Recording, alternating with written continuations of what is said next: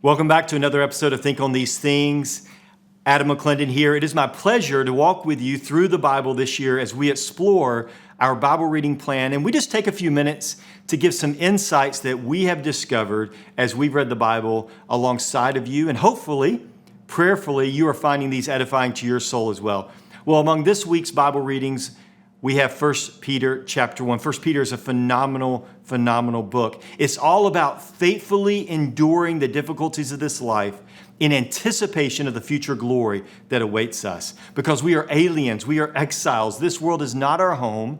And in that context, some of them were literally scattered abroad because of their faith or because of just living in war-torn places and difficulties and persecutions. Either way, what we find is that we faithfully endure the difficulties, the rejections, the slanders, the brokenness, and the sin-marred nature of this world in anticipation of the glory that will be revealed at the end of the age. And it's in that context that we come across chapter 1, verse 13. And as I was reading this, I was thinking about some inappropriate responses to the phrase, I love you. I remember looking this up, or I came across a joke website or something one day, and it had different responses to the text, I love you. And some of them were like this. The inappropriate response would be, hey, 23andMe says we're related, or I love me too, or so does my mom. But it's anything but responding appropriately, and the appropriate response to I love you should be, I love you too, right? I mean, that's what we expect in that text. And here what we see in this is, therefore, verse 13 starts off, in light of this great salvation, what's our appropriate response to Jesus' I love you to us on the cross, right? And that's how I want us to think about this is, what is our appropriate response to Jesus' I love you on the cross? And what we see here is in verse 13 is that we need to remember what is coming. He says, therefore, prepare your minds for action. That literally means to gird up the loins of your mind. In the first century, when they had to work or run, they had this long fabric that would go down their legs, kind of like a robe. Or think about when you get out of the shower, for those of you who put on a little robe after that incident, that you reach back behind and you grab the fabric, you pull it up, and you tuck it into the belt, and you tie it off. So you gird up your loins, and what it does is it has makeshift breeches and allows you to move quickly. And so it says, in light of this great salvation, we should prepare our minds for action, be sober in spirit. Why? To fix our hope on the grace to be brought to us at the revelation of Jesus Christ. In other words, we need to remember what is coming. He's redeemed us not only for this world, but also for a world to come. And as we remember what is to come, we need to then resist old habits.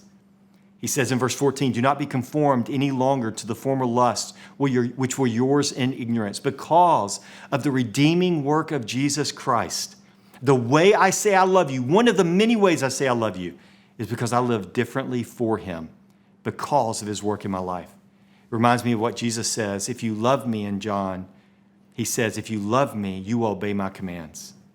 Am I resisting those old tendencies to be conformed into old patterns before I knew better? Notice the text says, which were yours in ignorance. Before I tasted of grace, before I knew there was this expectation of God to live as a pure bride, waiting for my bridegroom to come back again, am I going to resist those old habits? So not only do I say I love you back to the redeeming work of Christ by remembering what is coming and resisting old habits, but I also do it by resolving to follow hard after him, to follow God.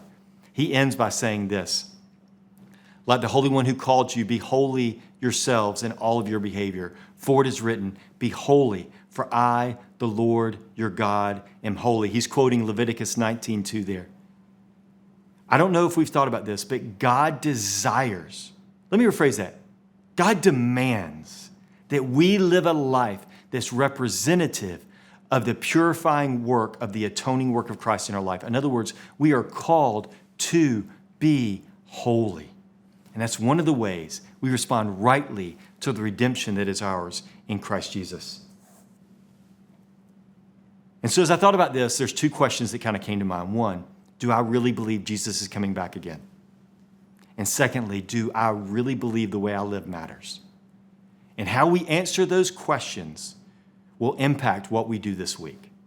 Well, I hope you found today's session helpful? If you'd like to know more about the John W. Rawlings School of Divinity, please check us out at www.liberty.edu/divinity. We would love to connect with you. Hope you have a great week.